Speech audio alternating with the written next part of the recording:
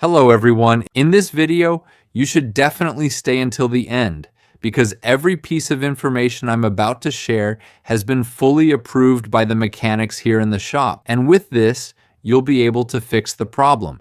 Here's what the mechanics from this workshop recommend doing. First, replace or recharge the battery. Some people who come to the shop notice that after replacing the battery, the warning message magically disappears. If that doesn't work, clean the connectors and sensors. Sometimes there's just dust or moisture causing a bad connection, and that's why this warning appears.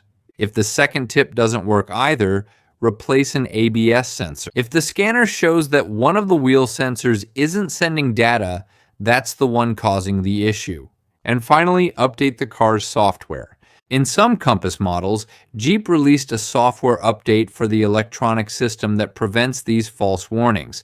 But I have to say, this is usually done at the dealership with their diagnostic computer. Wait, don't leave yet. I have something very important to tell you. If the steering feels stiff or weird, don't drive the car until it's been checked. If it's only showing the message but the car drives normally, you can carefully take it to the shop. Avoid long trips or high speeds until you're sure the steering system is working properly.